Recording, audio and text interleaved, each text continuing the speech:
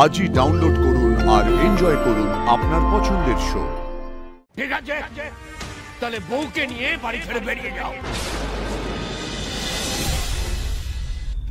গোটা শহরে এত বড় বড় 4-5টা হোর্ডিং পড়েছে না পারুল, প্রত্যেকের চোখে পড়েছে। সবাই জিজ্ঞেস করছে, এই এটা পারুল না, তোমাদের বাড়ির বউ না? আমার যে কি গর্ব হচ্ছে পারুল, বলতে পারবো না। তবে এটা কি হলো, এত বড় একটা কম্পিটিশনে কম্পিট করলে, প্রত্যেকটা সেগমেন্টে জিতলে, অথচ বাড়ির কাউকে কিছু বললে না। সেই তো, আমাদেরকে তো বলতে পারতে, আমরা সবাই গিয়ে হই হই করে তোমাকে চিয়ার আপ করতাম।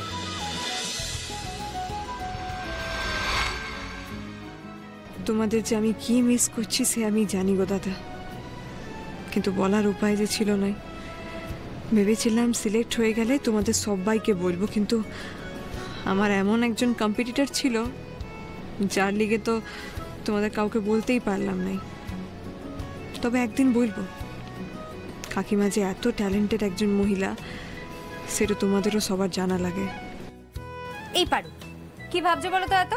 আরে জানো পাড়ায় তোমার কত নাম ডাক হচ্ছে। আরে মিত্র জেঠি, হ্যাঁ বাইরে দেখা হলো আমার সাথে, যদিও উনি টগরের ব্যাপারটার পর থেকে একটু ক্ষেপেই ছিলেন, কিন্তু সে পর্যন্ত তোমার প্রশংসায় পঞ্চমুখ।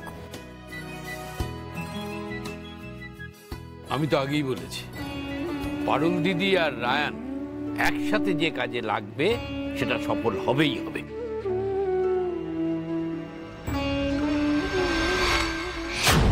অত নাম করারও কিছু হয়নি, আমিও তো টিকেছিলাম একেবারে শেষ রাউন্ড পর্যন্ত। আমিও তো কম যাই না, এমন কপাল না আমার, কাউকে কিছু বলতেও পারছি না। আর আমার ছেলেটাও হয়েছে তেমনি, কি যে জলপোড়া খেয়েছে পারুলের থেকে। রায়ানের জন্যই তো জিতে গেল। ওই মেয়ের জায়গায় আমার ছবি থাকলে সবাই ভুম্বল বনে যেত, কেউ কিচ্ছু বলতে পারতো না।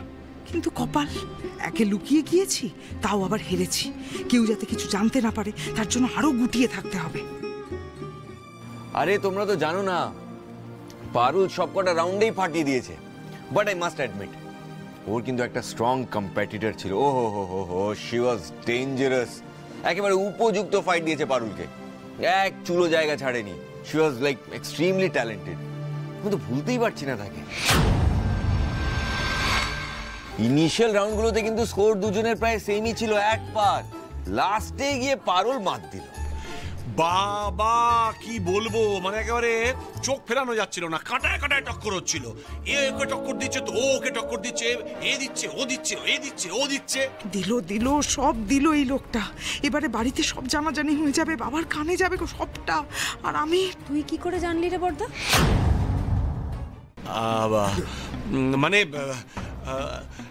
মানে এত বড় একটা কম্পিটিশন তো পারুলের নিশ্চয়ই লড়াইটা খুব টাফ ছিল।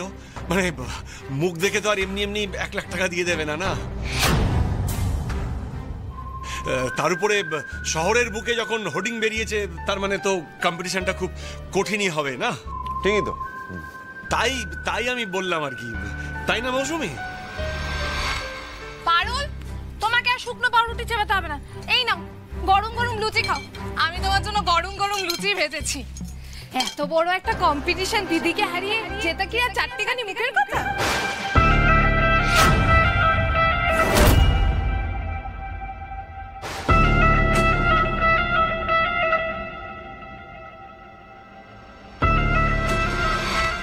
দিদিকে হারানো মানে? ও মা, তোমরা জানো না, এই যে 1 লক্ষ টাকা পুরস্কার, পুরো শহরে হোর্ডিং, এগুলো পারুল কাকে হারিয়ে জিতলো? হ্যাঁ,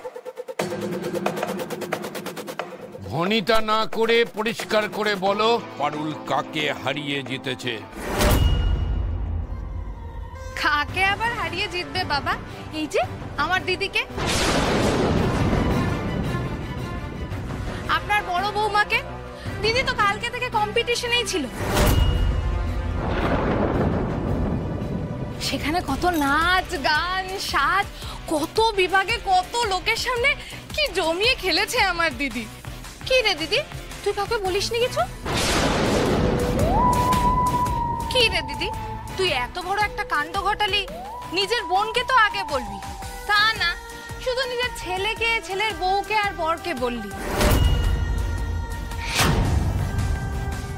এই যে পাড়ার মিত্রদি, কোয়েল বৌদি, এদের সামনে গলা ফাটিয়ে তুই বলিস তুই নাকি যৌথ পরিবারের বউ। ফিরে এসে রায়ানকে খুব বকাবকি করছিল রায়ান কেন পারুলকে ওর বউ বলে পরিচয় দিয়েছে।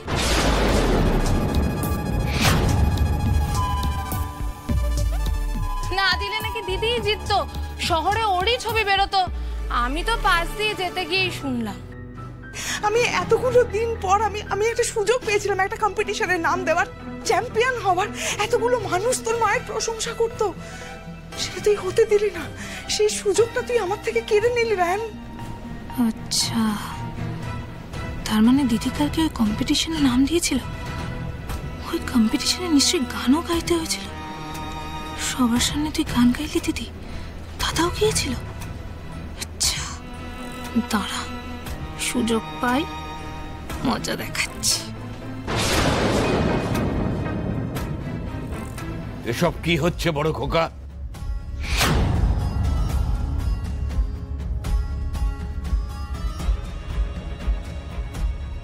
তোমাদের স্পর্ধা তো দিন দিন বেড়েই চলেছে। ওরা ছোট, ওরা প্রতিযোগিতায় অংশগ্রহণ করতেই পারে,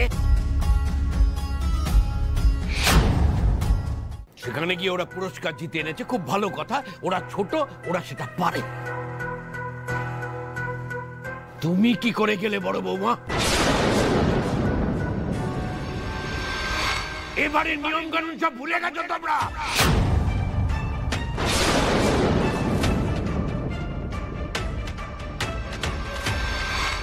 নাকি আমি হুইল চেয়ারে বসে আছি বলে তোমরা যা ইচ্ছে তাই করতে শুরু করেছো?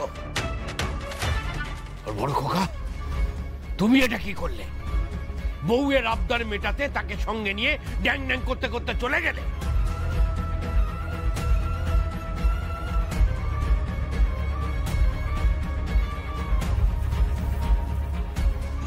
আসলে বাবা, ওর তো খুব ইচ্ছে ছিল গানটা নিয়ে এগোনোর, তাই তাই বউয়ের শখ মেটানোর খুব ইচ্ছে তোমার, তাই তো? ঠিক আছে, তাহলে বউকে নিয়ে বাড়ি ছেড়ে বেরিয়ে যাও।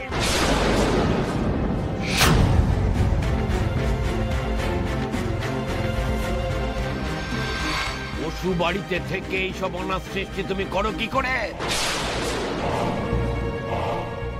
তাহলে বলো, আশুতোষ বসুর সিদ্ধান্তের উপর তোমাদের কোনো আস্থা নেই? বলো আমাকে, বলে দাও। আজ থেকে বাবা বলে আমাকে তোমরা মানো না।